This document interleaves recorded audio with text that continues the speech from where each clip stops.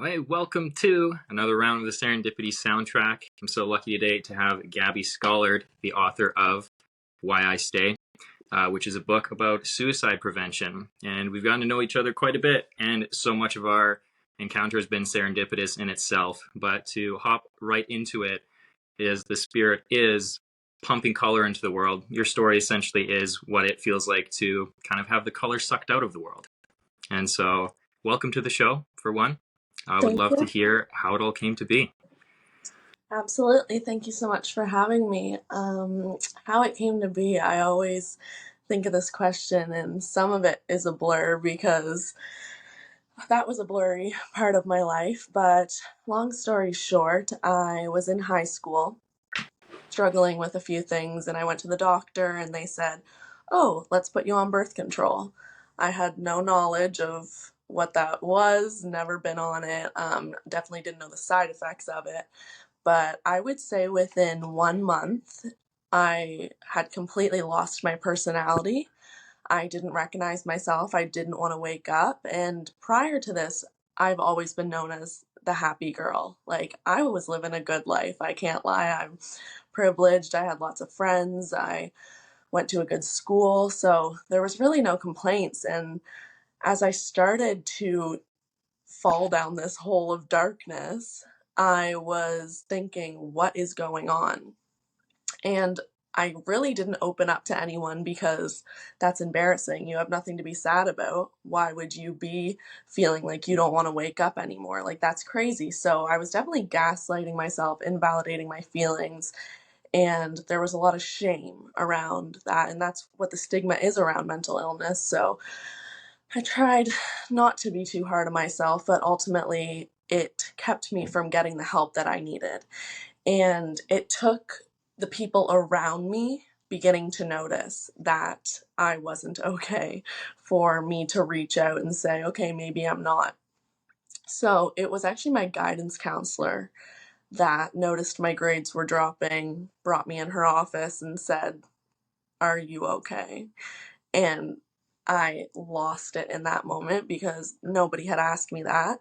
And I think there's a way to ask someone if they're okay in saying, "Are you okay?" And they just want to hear, "Yeah, I'm fine." But she asked me, like, "Are you okay?" with the intention of taking action based on my answer. And that was a really safe space, I felt like. So that was the first time I opened up about my struggles. And it was probably another 9 months of full blown depression, personality gone. But it was only probably 2 months after I'd started the birth control that me and my mom sat down and were like, okay, let's backtrack. What happened here? And she came to the realization, oh my God, it might be this birth control. I would have never thought of that on my own. And to think that this thing that is given out for headaches or all of these little things, and it took away my will to live. Like, that was just mind blowing. And I went to the doctor and they said, "Oh, just feel it out, let it settle." And I'm telling these people I don't want to be alive anymore. And they're like, "Yeah, that's normal. That'll pass." And I'm like, "Oh, okay, will it?" And me not knowing anything, I'm like, "Okay, let me keep pushing through this." And at some point, I just absolutely broke. And I'm like, okay, I'm not doing this anymore. And went and got it out. And within a month or two, I was completely back to myself, thankfully. But during that time, when I wasn't telling anyone that I was struggling and I really needed to fight to make it to another day and overcome this in my own way, because no way I was telling anyone that I was sad, because that's embarrassing, and who wants to be friends with the crazy girl with mental health issues. So I actually bought a journal, because writing has always been my biggest outlet, and just something about seeing my words on the paper is so validating to me. And I would just write reasons why I needed to stay alive. It was anything. Like, if I woke up and the sun was out, I'd write that down. Or I tried a new ice cream flavor that I absolutely loved. Or I saw an old friend. Or literally anything that we take for granted in our everyday lives, I would write down, because that little glimmer of hope was something that I could use to think maybe there's going to be another one of those tomorrow. So by the end of my struggles with depression and when I began recovery, I had hundreds and hundreds of reasons that I stayed alive in my journal. And I thought if these helped me in my darkest times, then why couldn't they help someone else that's struggling in the way that I was? So that's kind of where the whole idea to turn it into a book came from. And I didn't really have to write. People are like, oh, writing a book, that must be hard. It's like, I wrote that all throughout the year. I really just had to write an intro and outro, but I wrote that in the depths of depression. And those are the real reasons that I stayed alive. So turning that into something that others can use when they're struggling and they're not necessarily ready to get help yet, or they don't want to take that step to reach out, or they're not really sure what's going on, but they know that they need a little bit of hope to keep going. That's exactly what the purpose of it was. No kidding. And one of the things that I think we collided on in the same spirit was gratitude in the way that you have to go and look at the world. And one of my favorite pages that I noted in the book was like when a kid's backpack is too big for them, and so when they start running and it starts like slapping against the back of their legs. And so there's times too when I'm like driving home from an exhausting day and I'll see kids like waiting for the bus, but instead of just like sitting there all disappointed, they're like swinging around the pole as fast as they can, and they look like they're about to fall off. Like there's tiny little bits of goodness everywhere, but you can basically like shift your mental compass and you can start to see goodness. But sometimes it's like, oh, easier said than done. But when it's a lifeline, it's still a much different game, right? But to have that as like a genuine record of what once was, what did it feel like coming out of, something that wasn't, it wasn't a you problem. It was genuine hormones that were shifting in your body. And so to come out from that and to like feel like your personality is coming back, could you explain that?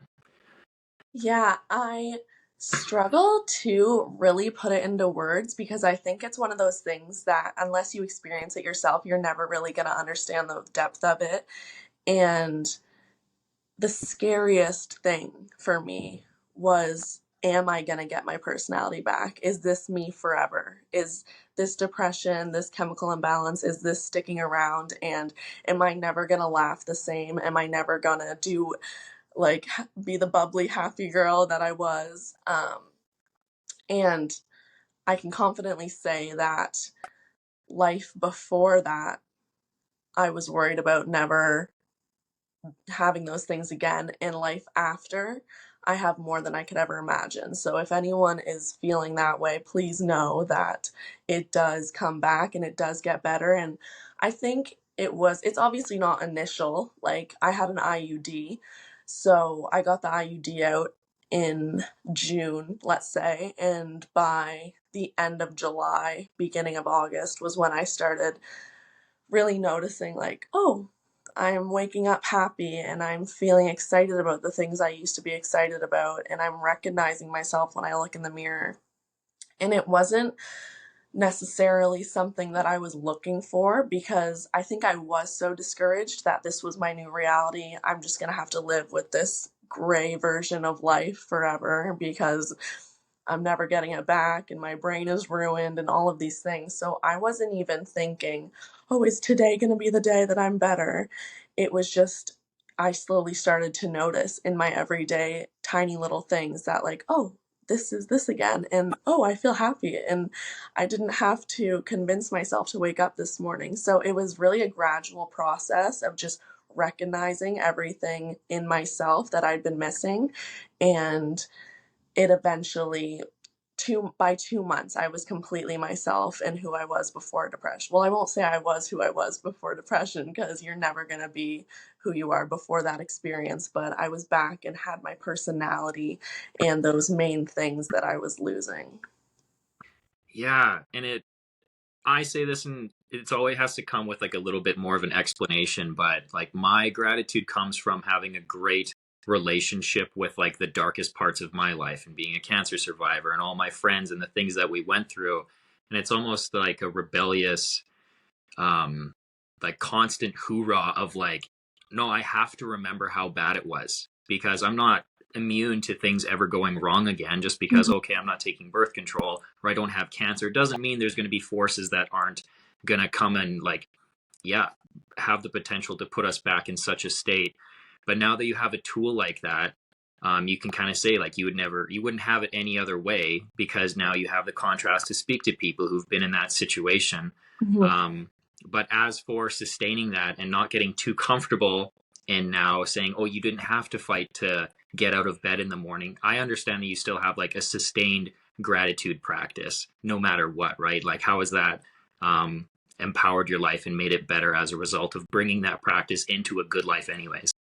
Yeah, I think that when you told me about the role that fear played in your life and kind of explained that, I really I took some time and I reflected and I was like, what role is fear playing in my life? And the fear, honestly, is that I am so scared of being in that place again that it forces me to take charge of my life. And that means that I'm going to go on my silly little mental health walk because I know that makes me feel better to start my day like that. And I'm going to prioritize the gym and I'm going to feed my body healthy foods because I know that that makes my brain happy. So, all of these things that in practicing gratitude, I have like, you wouldn't believe the gratitude journals I have filled up because I know starting and ending my day looking at what's good in life is going to help me go to sleep and wake up with a better mindset because there will always be things to focus on that are bad. Like in this life, there is always going to be people like bursting your bubble saying, how can you be positive when there's so much wrong in the world? It's like, that is why I can be positive because I want to be a light in this dark world. So, yeah, practices like gratitude, taking care of my body, and anything else that I do to maintain this healthy brain that I have did initially come from fear because I am so terrified of being in that state. And although I am thankful that I went through depression now looking back, and as heart wrenching as it was, and I don't want to go through it again, obviously, but I'm thankful for it because without that, I wouldn't have the perspective that I do now. And I wouldn't treat myself in the way that I do now. And speaking to fear, I think another big drive of fear in my life is I'm scared of not helping people. I'm scared of letting my pain go to waste. I'm scared of the fact that I wouldn't sleep or get out of bed most nights, and that will be for nothing if I don't impact people with my story.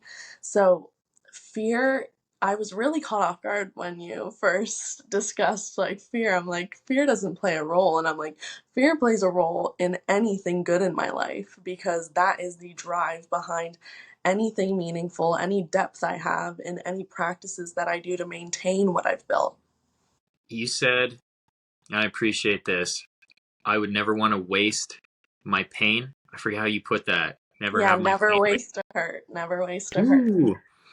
And that's put so wonderfully too. You kind of wrapped around a future question and into that exactly. And I'm so glad that you reflected on that because that's an incredible answer. But as I finished my gratitude book and I realized, oh, I'm grateful about these things and it's sustained through the things that I have a healthy fear around. Oh, if I, come up short as like a future father, it's like, oh, I can't simulate that now. Obviously I'm not a dad, but I can be the man who is like this, like being the stellar friend, being the guy who's reliable, has the uncomfortable conversations and builds that character prior to. And another healthy fear being of Alzheimer's, let's say. And so I want meaningful memories now and to have a driving force because I'm going to be afraid anyways. But to define the opposite of love as fear being like selfish preservation and love being selfless amplification of others. And so when you said that, it's like, oh, if I can never waste my pain, it means I can help others breathe easier as a product of the things that you've went through. And that's like such an incredible way to move through life. And I think the opposite of depression is servitude. And it seems so counterintuitive because it's like, well, if I don't feel like I have much, how can I possibly give? but it's the fact that you have something, even if it's like emotional bandwidth, that you could share Mm-hmm. space with another friend, that you can lift somebody up, and then somehow you are lifted as well. And what an Exactly. incredible experience that is. But Mm-hmm. as you've done that, you started speaking at schools. I'd love to hear how that started to unfold for you. Yeah, so the first school I actually spoke at was my old high school, and this was only a year out of when I graduated. And so going back, I knew there was going to be a lot of people like, she was struggling. That girl was struggling. Like, I saw her smiling every day. I saw her playing sports. I saw her keeping up with her grades. Like, she didn't want to be alive. And I knew the people in the audience, which was, I would rather speak to 10,000 people I don't know than like 5 that I do know, because it just carries that weight so much heavier. But I thought that I needed to put my ego aside and my pride aside, and someone in that audience is suffering like I was, because I was just there a year ago. So I got up on that stage and I'm looking at faces that I'd see in the hallways, and I start to see people tearing up. And it's people that I would never expect to. And it's people that you would never look at and be like, they're struggling. But obviously it touched them in that way. And I specifically remember, um, this gets me every time. But so I spoke at this school, and then this was probably in May, or it was end of school year. The next Bell Let's Talk day that came around, which is January, end of January, Yep. a girl from that session messaged me, and I didn't see her. I didn't talk to her. She wasn't in my view when I was speaking, and some people came up and talked to me after, but she wasn't one of them. And she sent me a huge message about, Bell Let's Talk is about people like you. And I'm kind of reading like, oh, this is sweet. And she's like, you saved my life, and you wouldn't know that if I didn't tell you. And I'm like, whoa. She had been admitted to a psych ward, was completely what she thought at the end of her life. And in the back of her head, she remembered from my talk when I was speaking about stay for the next puppy, stay for the next sunrise, stay for those little things in life that you're going to find and be reminded of the beauty. And she thought to herself, this girl would be so disappointed if another life was lost to depression. And I'm just sitting there like, wow, because you don't even see sometimes the stories and the impact that your story has on other people, because a lot of people would keep that to themselves. She was brave enough to actually share that with me, and I'm thankful every day that she did. But there's so many people that will never take that step and just took your words in and experienced that. So getting to hear it is always crazy. I never go into it with the expectation that I'm going to get feedback, but I go into it knowing that there's people in that audience that were me and are struggling, because mental health and mental illness is all around us, and we need to stop pretending like it's not. So her story, she hears that I'm on this birth control. That's what ruined my whole brain and personality. And she'd been going through that. And she's like, ding, ding, ding. Like, I would have never thought of that. Goes and gets it out, and she's back to herself. So if I hadn't shared my story, who knows what would have happened to her.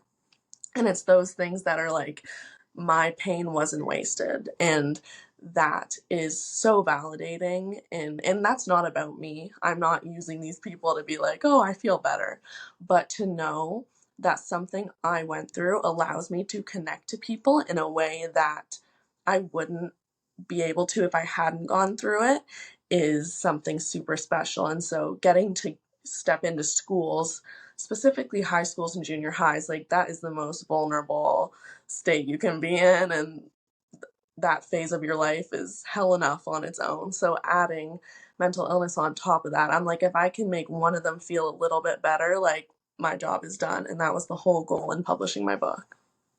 No kidding. And I say our diligence can be other people's deliverance. And Mm. so as you had that time where your investment in yourself overflowed as an investment into other people, because it's like, oh, it's just me dealing with this. Yeah. And then it's like, oh, there's an actual like continual story among hundreds of high school students, thousands and tens of thousands, that, whoever your story can get to, it's one girl here who then ripples out to more and more. But of course, that resonates with girls. But have you found a way to make that conversation more accessible or curious, at least for like the boys in the audience as well? Yeah, definitely. I think that as a society, we automatically push the birth control on the women. Like, even there are girls that are on it from the time they're 13. I'm like, your body isn't even fully developed. And you go in saying, I have really bad period cramps. And the doctor says, here. And the side effects list, like, once I actually went back and took it out, it's like the biggest sheet you could imagine and the tiniest writing. And I'm like, we're prescribing this for headaches and we're prescribing this for cramps. Like, tell them to take a walk outside and try that first. Like, we're just throwing it down their throats. And that's what's crazy to me. So I think that even for men or boys, obviously in relationships, you have that discussion about birth control and you discuss these things. So I want not only for women to be aware of the effects that I have on themselves, but I want their partners or their fathers or their brothers to be able to say, hey, I actually heard about this girl that really went through it when she went on birth control, and there's some really intense effects, and that's not talked about enough. So maybe let's look at some other options, or like, let's talk with a doctor first. And because if there's that voice in your life, whether that's coming from a woman or a man or just anyone in your family, your circle, you're going to think twice. You're going to be like, oh, maybe I shouldn't put that in my body, or maybe there is alternatives. And to have that support from a partner or whoever it is, men are part of the conversation too. Like, it goes both ways. And I think awareness as a whole is for everyone. Yeah, and sometimes the birth control is for the guy in the situation, Mhm. and for them to be unaware, but they play an active role in the entire situation, right? So it's like, oh, the girl is carrying the burden of the risks that they are both playing together. Yeah. Um, but there's a lot of research coming out now that even like your attraction as a woman, with the hormones changing, like your perspective of attraction genuinely changes in what you see in other partners. And so there's people saying, well, if you think you're going to get married, like, make sure you get off of birth control for 6 months and stay in that relationship and see if you fundamentally don't even find that person attractive anymore. And so that conversation goes so much deeper. Would you be able to speak to that? Like, I know it came with such a dark cloud of experience, but did you see like your not only view of your friends, yourself, but yeah, the way that you saw other people changed as well? Yeah, I was like, when I say my personality disappeared, I mean that in every aspect. Like, I didn't even have attraction to anyone when I was struggling. And that was a whole other battle. I was like, am I asexual? And like, that sounds silly to like think about, but these are thoughts that actually go through your mind because you're like, why am I not attracted to anyone? Like, why am I looking at these people that I never would have looked at? Or why am I not looking at these people that I would have looked at before? So it plays a role in your brain, your mental health, but also your body and like your attractions. And that is such a good point to, I haven't heard about that study, but to say go off of birth control before you get married, because I've heard stories. Obviously, I took a deep dive into other people's lives after in birth control, and there were so many stories of like, I was on birth control from when I was 15 to 25. And when I came off of it, that's when my life started. I was completely attracted to different people. I was finally going for people that were good for me. I was stuck in a Mm, toxic cycle when I was on birth control, going for people that would just like ignite something in me because I was so dead inside that the toxicity was so exciting. And I'm just like nobody talks about this. that's an incredible point, because for all the people that I talk about their relationships and transitioning from somebody who's clearly not good for them and to reevaluating like what love itself is when they're like, oh, I love this person, but it's like that person is very selfish, isn't taking care of you. But then it's not like understanding that the relationship is based out of a survival state, and it's like I'm kind of getting my quick fix of joy through this person and the Hmm. chaos that comes with them. But it's like now that I'm in a thriving state, this person's a problem, and if they're not coming with me, I have to redefine that entirely and be interested in people who are thriving and going above and beyond and have good problems, and not circulating, the stupid drama that comes with people who aren't taking care of themselves properly, right? That is so fascinating to be able to speak to. So, on top of that, one of the things that you mentioned, you and your mom were kind of like 2 months in saying, like, okay, backstep, like, where was the position here? And so now that you kind of have your solution, of course, you'd say, like, okay, the birth control. But in that situation when you were still holding out, how would you suggest to other parents who may be like trying to hold space for a kid, for their daughter or son, whatever the case may be, that they just have some uncontrollable dark cloud that just they need to, walk through themselves, but to still be supported in a tangible way that like gives them their power, not to be coddled? Yeah, so I get this question a lot. And it's funny because my mom is the best person ever. I could not ask for a better mother. She is supportive, she is loving, she is everything I could ever ask for. But she still didn't handle my depression the way that I would have wanted. And Ah, that's not her fault. She'd never experienced a child going through that. And I always say it's your parents' first time living too, so have some grace. But I found myself getting mad at her, and that we don't fight. We don't have that relationship. So me taking it out on her is like unheard of, and it was just because I had so much pain and nowhere to put it, and that was its way of escaping. But in her way of dealing with it, it was, if I'm laying in bed all day, come on, get up, let's go, like, let's do this. And I'm like, she doesn't understand that I can't. Like, it's not like oh, you're right. You know what? Let me go get a banana and sit outside, like you always say. But it was more of, I just wanted someone to be like, I know you are in the trenches right now, but when you're ready to sit with someone, I'm here. And that's not to say when you're ready to talk to someone, because talking is the last thing I want to do. I sit with those thoughts all day. I don't want to try to put them into words and then be invalidated, because that just makes everything spiral and it 100 times worse. So I found when she would ask, hey, do you want to watch a movie tonight? We can get some snacks. I'm like, okay, I think I can do that. So just being in her presence and knowing that if I do need help, she's there, like, that was the game changer. So for parents everywhere, do not push your ideas on your child that's struggling, because as much as you think you're being helpful, and it is a hard position to watch your child struggle, like, that is its own battle on its own. And I completely feel for every parent going through that. But just pushing on them is not going to do anything. They will come to it when they are ready.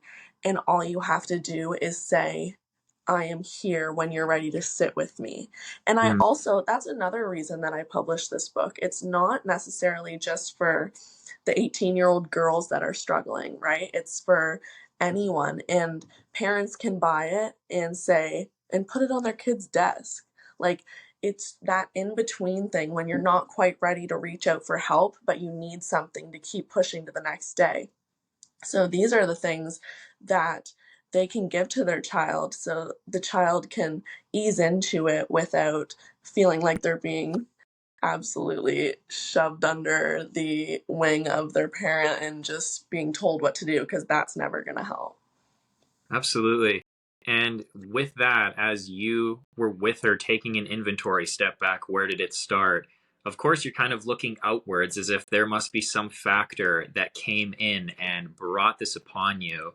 And so that strange shift of, oh, it must be something else's problem, but it's my problem. And so there must have been a journey of ownership over your situation, and to control that self-regulation when you started to project on her a little bit and be like, even though I don't understand why it's still here, I have to stop myself from also now hurting my mom who's trying Yeah. to take care of me, right? Could you speak to that? Yes, hurt people hurt people. And that is something that became very apparent to me in those struggles. Um, but it's always still our struggles, and we have to take accountability for that. We can reach out for help. We can have that community and those friends to help us in the positive things, but taking it out on them is never fair to them, and that's not going to get you anywhere. So it was definitely a battle of feeling bad for myself and having to take accountability and being like, life is happening for me and not to me. And like, I felt like the world had their guns pointed at me, and woe is me, and nothing could be worse than this. And why doesn't everyone feel bad for me? Why isn't people careful around me?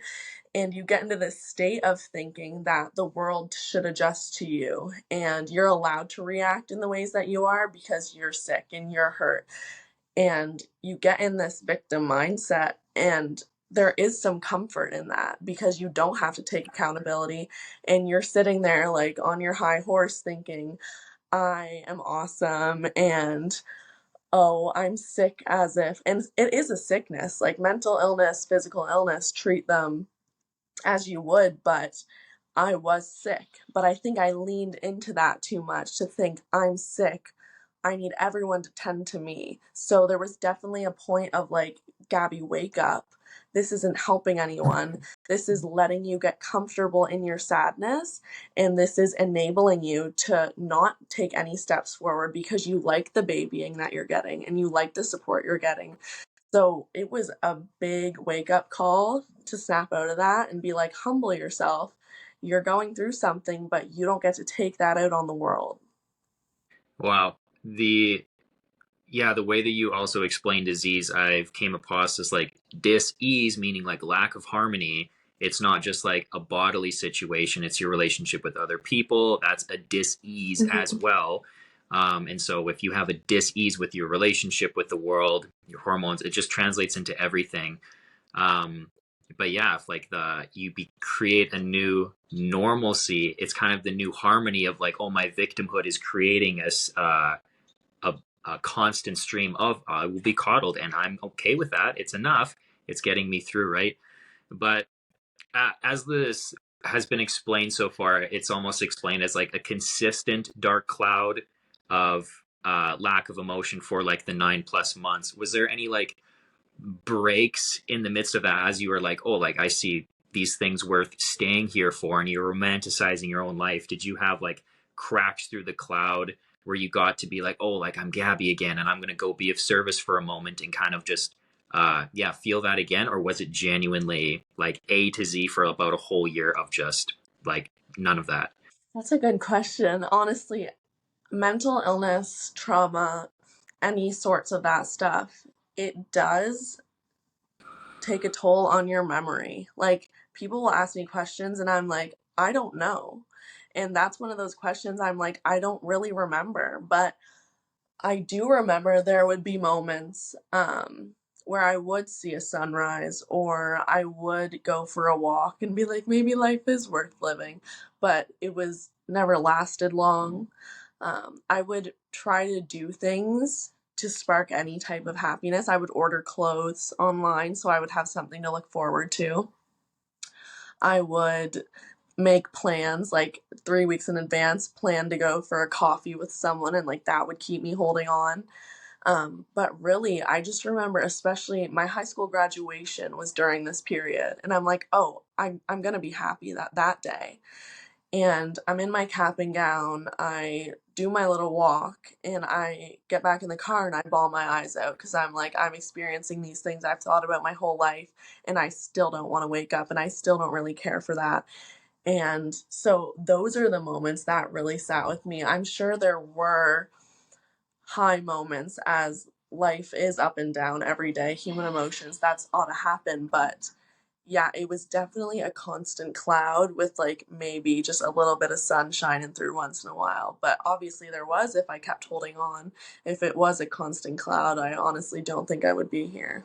Yeah, I would love to speak to that too on the planning front, because I think perfectly happy people need to plan things to look forward to as well.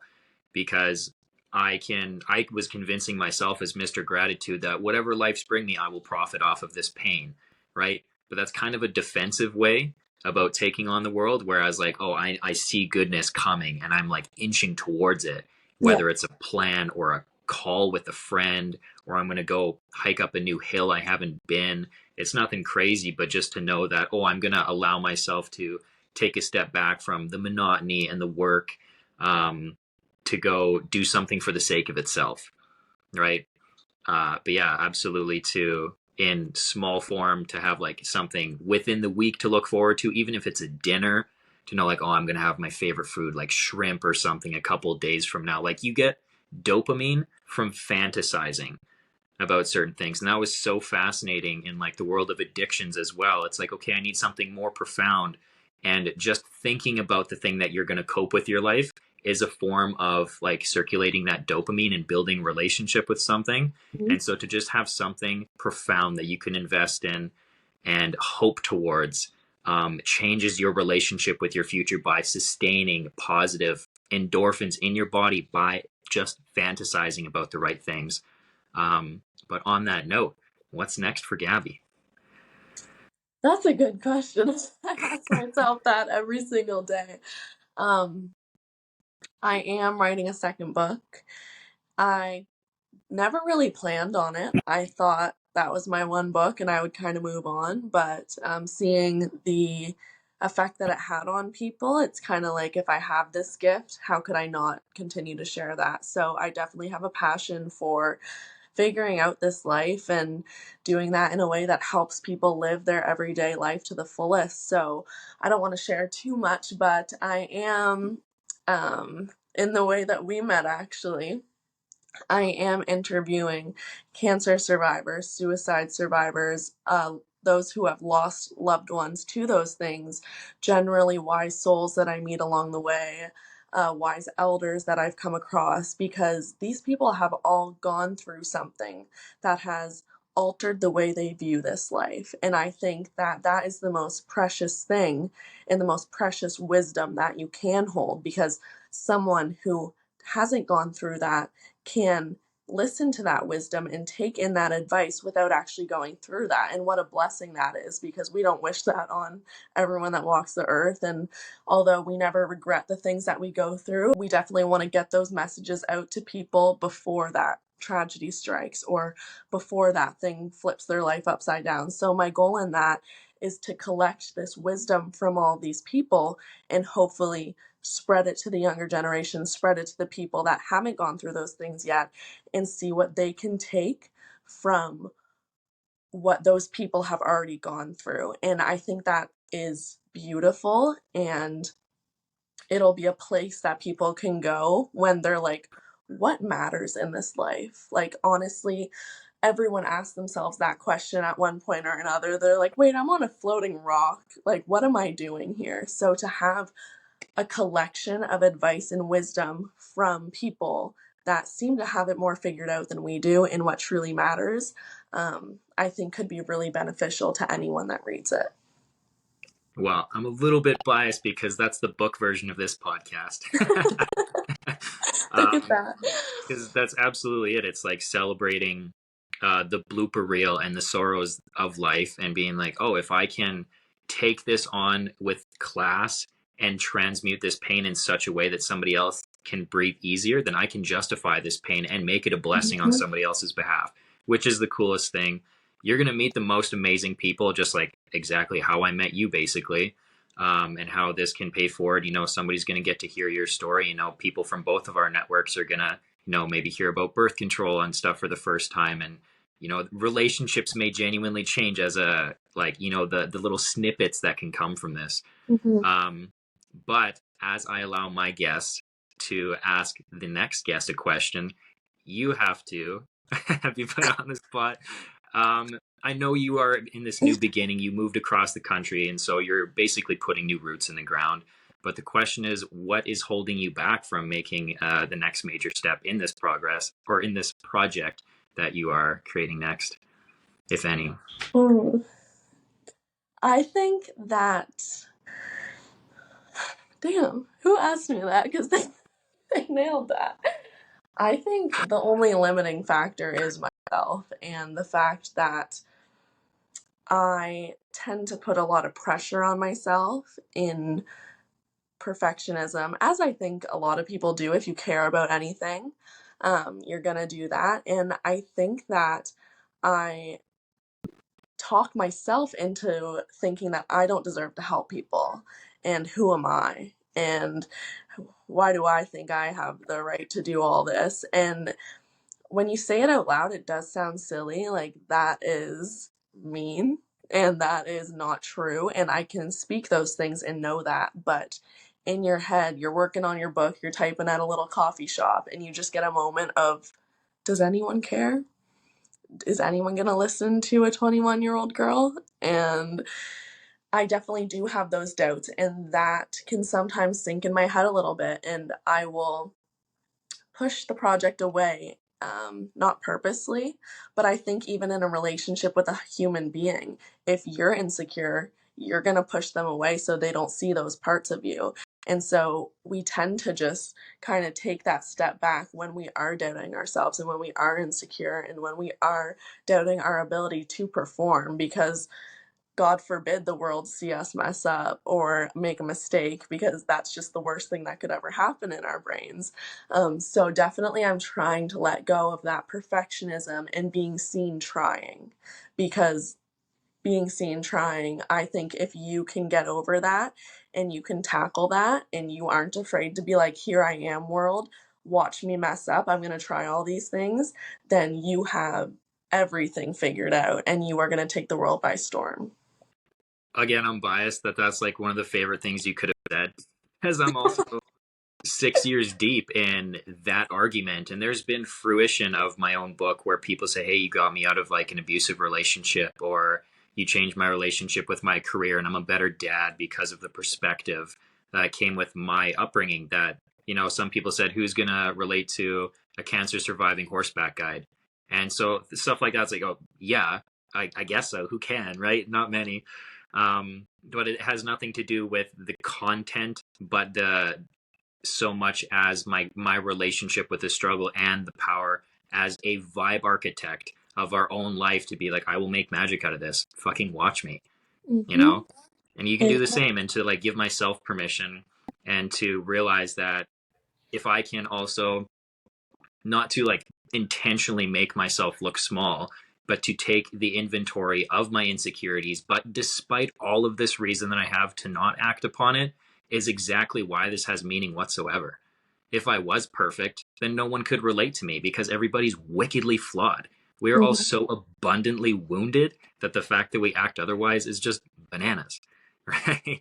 And so, yeah, to be seen trying is like a spiritual experience in itself. And it's just like building your relationship with the whole way that the world can bounce back in such a cool way. So I appreciate you saying that. So now you have power to rock my next guest with whatever question you want.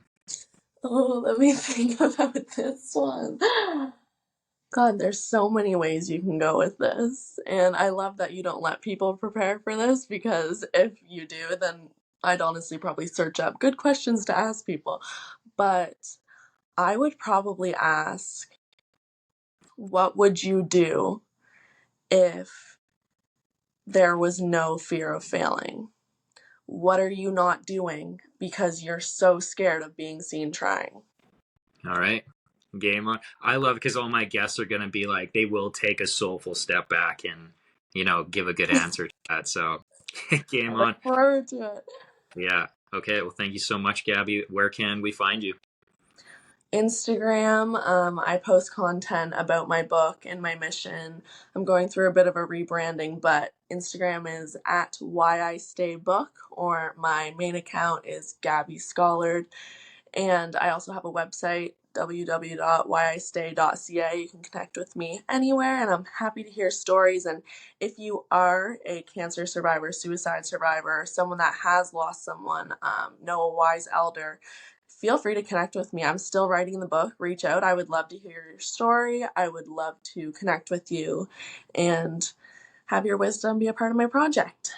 Unreal. Okay. Well, I appreciate your friendship, who you are as a person, how you show up in the world, and that the tiny interactions that we've had you've used as an opportunity to pump color into the world. So like, I am endlessly grateful for who you are as a person, Gabby. Yeah, until next time, we can't wait to see Thank what you so happens. much. Awesome. Right back at ya.